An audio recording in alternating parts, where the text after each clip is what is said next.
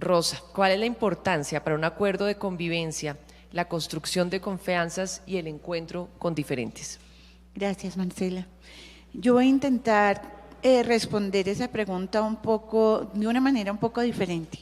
Desde el colectivo, nosotras hicimos una serie, y esa serie se llama Amanda y las Salamandras, y habla de todas esas mujeres diversas y sus experiencias en la construcción de la paz. Y una serie audiovisual. Sí, Ajá. una serie animada, que es de una niña que es una joven que está por allá en el 2000 y tantos, muy lejos y en el tiempo, y reflexiona por azares de la vida sobre la situación que estamos viviendo hoy y la importancia de la memoria, de la historia y todo esto.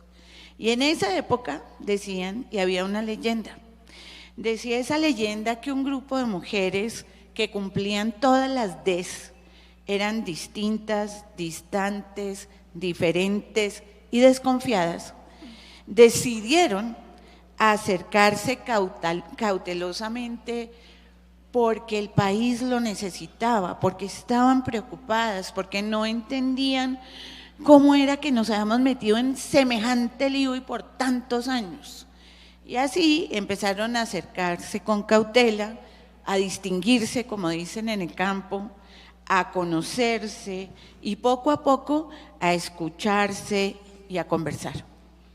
Eso las llevó a hacer un acuerdo, un pacto ético por un país en paz desde las mujeres. Hicieron un gran esfuerzo porque ese pacto fuera conocido, pero claro, las condiciones del país no eran fáciles y se trabajó muy duro. Pero fue un proceso importantísimo en sí mismo porque fue un aprendizaje. Entonces, una parte de la respuesta tiene que ver con que uno no llega, uno se va haciendo. Uno se va haciendo en la conversación, uno se va haciendo en la cercanía. Y poco a poco la magia fue sucediendo. Es una magia que sucede en algunos momentos, que se mantiene, que después se duda, que después se avanza. Y esa magia estaba ocurriendo y empezó a aparecer el lema de este proceso, que es transformar, transformándonos. Yo creo que la magia es que cuando uno se acerca al diferente o a la diferente, uno se transforma, uno empieza a ver algo que no había visto antes, empieza a tocar una realidad que le era absolutamente ajena. Y por eso en ese pacto ético por un país en paz que se llamó Nuestro Acuerdo, empezó a salir como un eje central la ética y empezó a salir como un eje central esa transformación y empezamos a aprender y a construir y ahí poco a poco las mujeres empezaron a decir, pero ¿cuándo fue que yo le quité la máscara a usted? Si es que poco a poco le fui quitando una máscara que el mundo le había puesto y que yo se la había puesto. ¿Cuándo le empecé a quitar esa máscara? Pero me parece increíble que ya no la vea con esa máscara, con gente que desconfío profundamente, pero que poco a poco, tal vez por la conversación, tal vez por el dolor, tal vez por tomarnos un tinto o un agua juntas, tal vez por 1000 cosas, fuimos transformándonos y convencidas de que no podemos transformar sin transformarnos. Yo creo que eso es un eje sustantivo del colectivo. Y poco a poco fuimos descubriendo que no hay una verdad, sino que hay verdades. Y que en la conversación y en el acercamiento, en la diferencia, uno empieza a construir una fotografía que antes no veía.